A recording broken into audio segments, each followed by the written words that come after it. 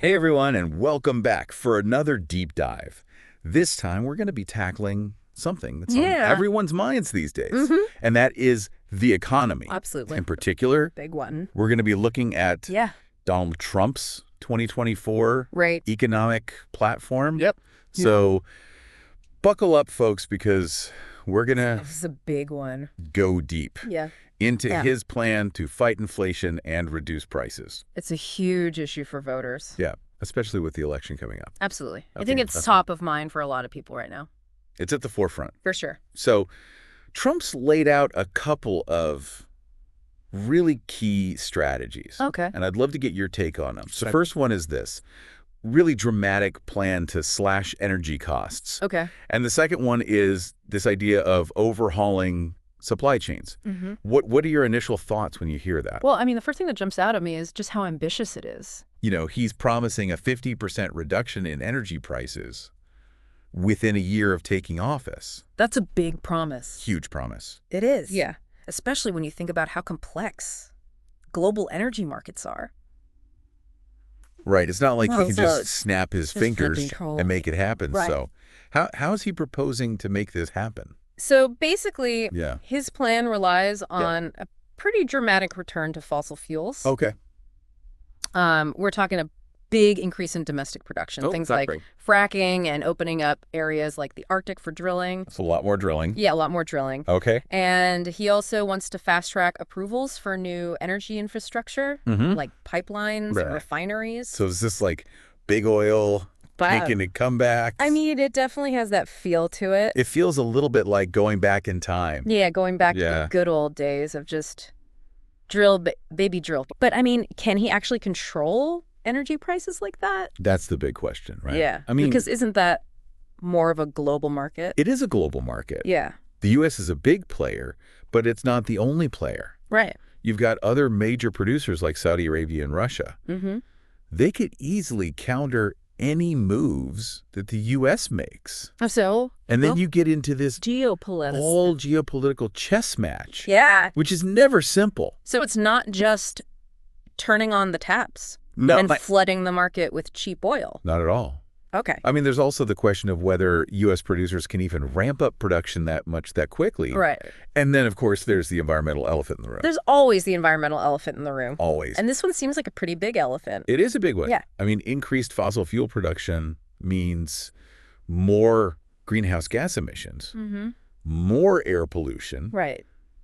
potential harm to ecosystems. Yeah. Yeah. A controversial approach, to say the least. So we've got this bold energy plan, but it comes with a lot of what ifs. A lot of what ifs, Okay. ands, and buts. A lot of potential downsides. Yeah. I'm curious, what do you think this would actually look like for, the average someone who's filling up their gas tank or paying their electricity bill? Okay, so let's say for a moment that everything goes according to plan. Okay. Energy prices do drop by that 50%. We could be talking about a significant savings for the average household. Like, how much are we talking? Potentially hundreds of dollars per year. Wow. Imagine your gas bill getting cut in half. That would be... Or your electricity bill shrinking. That would be huge. Yeah, it could be a real game changer for people. Especially for folks who are... with the cost of living being what it is. Struggling. Yeah, absolutely. It would be tempting. Yeah. For sure. But what about those downsides? Are we... There's always a trade-off. Trading short-term relief for long-term consequences. Well, I mean, those lower energy bills could come at the cost of accelerating climate change. Right. Which carries its own set of economic risks down the line. Yeah. More extreme weather, rising sea levels, damage to agriculture, all these things can have huge economic repercussions. So it's not just about, filling up our gas tanks today. No, it's not. It's about the world we're leaving for future generations. It's about the long-term sustainability of our economy and our planet. And I guess the other thing is, we're talking about these potential geopolitical issues as well. For sure. Like ramping up fossil fuel production could reignite competition Absolutely. for resources, potentially leading to conflicts or tensions. Yeah, you could see renewed tensions with countries like Russia. Or even conflicts over resources in places like the Arctic. Right. It's a complex issue. So there are a lot of layers. There are. To this energy plan. It's not just about dollars and cents. No, it's not. It's about global politics. It's about the environment. The environment. The future. The future. We've got a lot to think about. We do. All right, so we've talked about energy, which is a huge piece of this For sure. economic plan. Yep. But let's move on to another really big one. Okay. And that's supply chains. Yeah. Trump has said that he wants to fix what he calls the broken... He's called it a disaster. Global trade system. Right, a complete mess. But his solution seems to be more about trade policy than about actual logistics. Yes, I think that's a fair assessment. So what do you make of that? Well, it's interesting because it's almost like he's saying, let's just blow up the whole system and rebuild it from scratch. Okay. With America in charge. So kind of an America first Very much so. approach to trade. America first on steroids, you might say. But could that actually make things worse? I mean, that's the big question, isn't it? Yeah. Could all this disruption actually lead to more supply chain problems? Right. It's definitely a possibility. Okay, so let's break down his trade agenda a little bit. Sure. What is he actually proposing to do? So we're talking about renegotiating trade deals, Okay. slapping tariffs on pretty much every foreign good, Wow. and drastically reducing our dependence on China. So like a trade war? Well, he's even talked about phasing out Chinese imports altogether. Really? Yeah. Completely? Potentially hitting them with tariffs exceeding 60%. 60%? Think about what that would mean. That's huge. Yeah, it's massive. Yeah. I mean, for the average consumer, that could mean a significant increase in the cost of goods. Give me an example. Okay, let's say you're buying a pair of sneakers that are currently made in China.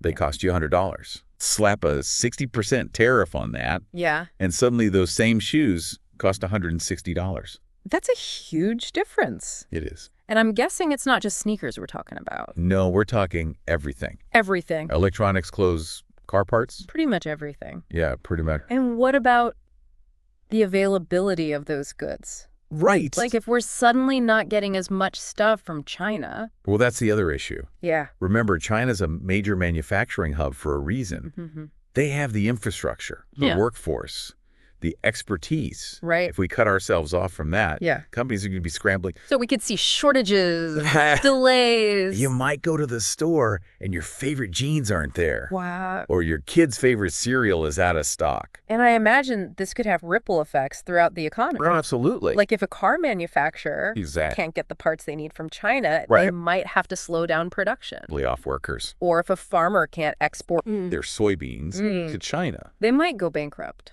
So this could be a real problem. It could be a big problem. But Trump's argument is that these tariffs will actually protect American jobs. That's his main argument. And bring manufacturing back to the U.S. The idea is that by making foreign goods more expensive, American companies will become more competitive. Okay. And American consumers will buy more American-made products. So it's kind of a gamble? It is a gamble. Higher prices in the short term? Potentially. But maybe more jobs and a stronger American manufacturing base in the long run? Yeah, that's the hope. But do we know if it will actually work? That's the million-dollar question. I mean, economists are divided on this. They are. Yeah. Some say tariffs can be effective in protecting certain industries. Okay. Others say they just hurt consumers and harm economic growth. And then there's the whole issue of retaliation. Oh, Like if we start slapping tariffs on everyone. What's to stop them? What's to stop them from retaliating? From doing the same to us. And then you've got a trade war on your hands. Which nobody wants. Nobody wins in a trade war. So a lot of potential downsides to this America First trade strategy. A lot of risks. But are there any potential upsides? Well, I mean, certain domestic industries could see a boost. Like who? Steel manufacturers, for example. Okay. If tariffs make imported steel more expensive, American steel mills might become more competitive. Okay. So, yeah, there could be some winners. So there would be winners and losers. It's not black and white. Economics is all about trade-offs. Right. There's no such thing as a free lunch. So with these trade policies, like with the energy policies, we have to weigh those costs. Weigh the costs and benefits carefully. And benefits carefully. Think about the long-term consequences. And make sure. And try to make decisions that decisions were made. That benefit the majority of Americans. Benefit the majority of Americans. Okay, so we've talked about energy, we've talked about trade. 2 big pieces of the puzzle. But there's another piece that's been a recurring theme throughout Trump's career. Okay. And that's immigration.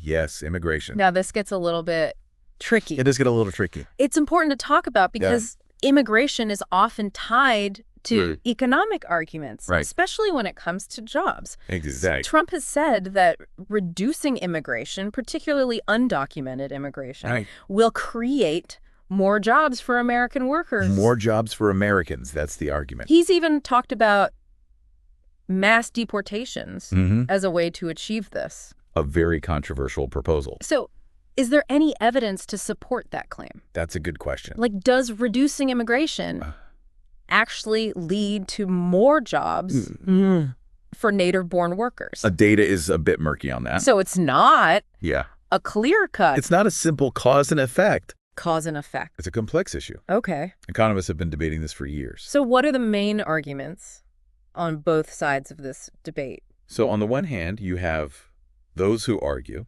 that immigrants, particularly undocumented immigrants, compete with native-born workers for jobs. Especially in low-skill sectors. Especially low-skill sectors. And they might be willing to work for lower wages. Right. Which could drive down wages. Exactly. So the argument is they're taking jobs away from Americans and depressing wages. Okay. But on the other hand, you have those who argue that immigrants actually create jobs. Okay. They point out that immigrants are not just workers. They're also consumers. Right. They spend money. They start businesses. They contribute to the economy. So they're boosting demand.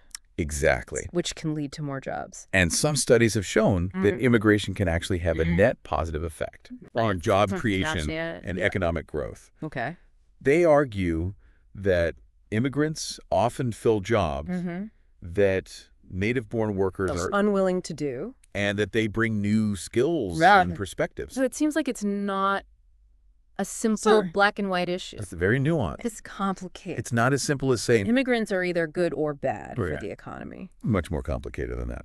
And then when you start talking about mass deportations, the potential consequences. It gets even more complex. Become even more complex. And are reaching. Because you're not just talking about individuals losing their jobs. Right. You're talking about entire industries that rely on immigrant labor.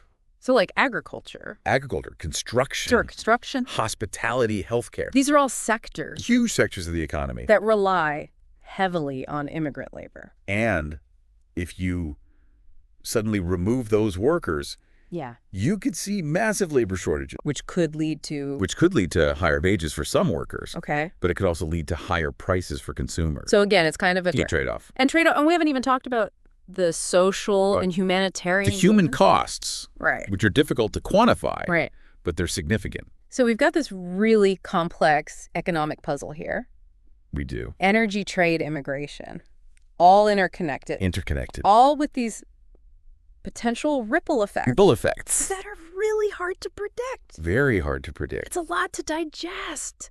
It is. But I'm curious, given all these potential risks and rewards, what stands out to you as the most significant potential impact? What fascinates me is the potential economic air paradigm shift in the global economy.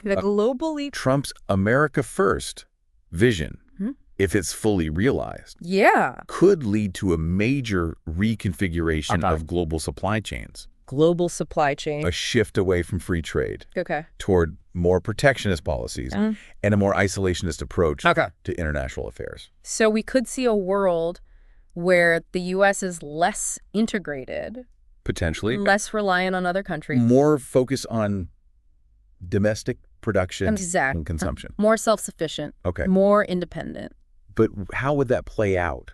That's the big question. I mean, it would be a dramatic departure. It'd be a huge shift from the past few decades of globalization. Complete reversal of the trend. And it's not just about economics, right? Yeah, it's not. There are geopolitical implications as well. Absolutely. Could this lead to increased tensions with China, for example? It's a real possibility. If the U.S. starts pulling back from its global commitments, it could create a power vacuum. A power vacuum. And other countries might try to fill that vacuum. Which could lead to instability. Instability, conflict. And conflict. It's a risky strategy. So we're talking about some pretty significant shifts. Changes in the global, potentially seismic shifts. Economic and political order. A whole new world order. It's a lot to wrap our heads around. It is. But I think it's important to remember that we're just scratching the surface here. We've only touched on a few key points. There are many other facets of Trump's economic plan. Like tax policy. That we haven't even talked about. Infrastructure spending. Like tax policy. Healthcare reform. Infrastructure spending. A whole range of issues. Healthcare reform. We could do a whole other deep dive. We could. Just on those topics. Maybe we should. But for now, let's zoom back in and focus on what this all means for the average person. For the everyday American. What are the key takeaways? Well, I think the biggest takeaway from our discussion so far is that there are no easy answers when it comes to the economy. It's complicated. There are always trade-offs. Right. Every policy decision is going to have winners and losers. So it's not about finding the perfect solution. No. It's about understanding. It's about understanding the potential consequences. The potential consequences. Oh. Weighing those costs. Weighing the costs and benefits. And making informed decisions. That align with our values. That reflect our priorities as a nation. And priorities.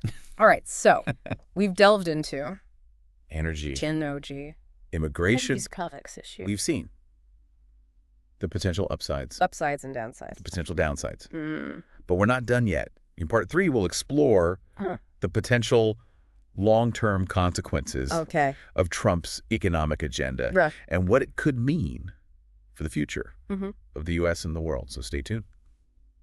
All right, so we're back for the final part of our deep dive into Trump's economic agenda. We've talked about energy, we've talked about trade, we've talked about immigration. Topics. Now it's time to look ahead and think about the long term. The long game. Consequences. What kind of legacy could these policies leave behind? That's the million-dollar question. Not just for the U.S. Not just for the U.S., but for the world. The whole world. So let's put on our future goggles. Okay, I'm putting them on. And see if we can envision some potential scenarios. All right, let's see what the future holds. What are some of the long-term ripples we might see from these policies? Well, let's start with energy. Okay. If Trump's push for fossil fuels really takes off, it could lock the U.S. into a carbon-intensive path. For decades. For decades to come. We could end up missing climate targets. Wow. Facing more extreme weather events and falling behind in the global race. Rolling behind? For clean energy. So we could become the dinosaur. Kind of, clinging to the past. Outdated energy sources. Well, with rest of the wall. While everyone else is moving on. Moves on to renewables. In the future. And that would have economic consequences too. Oh, absolutely. Wouldn't it? Think about it. Because if other countries are leading the way in clean energy, innovation and manufacturing, we're going to lose out. The U.S. could fall behind. On those. Miss out on investment opportunities. The investment opportunities. Jobs could move overseas. Wow. It's a real risk. So there's a risk of not just environmental damage. Not just environmental damage. Economic decline. Economic decline as well. If we don't adapt. If we don't keep up with the times. And what about trade? Oh, trade, yes. What are the potential long-term consequences there? Well, if those protectionist policies become the norm, we could see a real fragmentation of the global economy. Countries turning inward. Like a reversal of globalization. Exactly. A reversal of globalization. Wow. Regional blocks forming. So instead of goods and services free trade flowing freely, we could see more barriers. We could end up with higher prices for consumers. Lower economic growth. Slower economic growth. Maybe even geopolitical tensions. So a lot of potential downsides to this America First approach. But are there any potential upsides? I mean, the argument you hear from proponents is that by bringing manufacturing back to the U.S. And reducing our reliance on other countries, we become more self-sufficient. More resilient. More resilient. We're more in control. We control our own destiny. It's our own destiny. This is that argument. But is that just wishful thinking? Well, that's the big question. Like, is it really possible to turn back the clock? Can we really go back on the way things were, and even if we can? Is it worth the cost? Worth the cost. So many uncertainties. So many unknowns. So many potential unintended consequences. It's hard to predict how it will all play out. What are some of the key questions we should be asking ourselves? I think the most important question, as we try to, is this. What kind of future do we want? Navigate this complex landscape. What kind of country do we want to be? What kind of future? Do we want to be a nation that embraces global cooperation?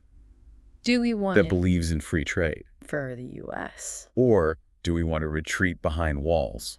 Do we want to be and prioritize self-sufficiency above all else? A nation that embraces global cooperation and free trade. It's a fundamental question. Or do we want to retreat behind walls and prioritize self-sufficiency? And there's no easy answer. That's a big question. It is a big question. And there's no easy answer. No, it's a question that each of us needs to grapple with. Well, we've explored the ins and outs. We've gone deep. Of Trump's economic agenda, from the nitty-gritty details. We've looked at the big pictures. To the potential long-term consequences. And the long-term implications. It's been a deep dive indeed. It has. What's the final takeaway? You want to leave? I think the most important takeaway our listeners with is that economics is about more than just numbers. It's about people. It's about people. It's about choices. It's about choices. It's about shaping... And ultimately, the kind of future. It's about shaping the kind of future we want to live in. We want to live in. So it's about more than just filling up our gas tanks. It's bigger than that. Or buying a new pair of shoes. It's about the world we want to create. It's about understanding. It's about understanding the ripple effects. The ripple effects of our decisions. Of our choices. And making informed choices. Making informed choices. Choices that reflect. Choices that are aligned with our values. Our values. Well said. Thanks for joining us on this deep dive. Oh, it's been a pleasure. We hope this has given you some food for thought. Something to think about. Keep those critical thinking caps on, and we'll see you next time.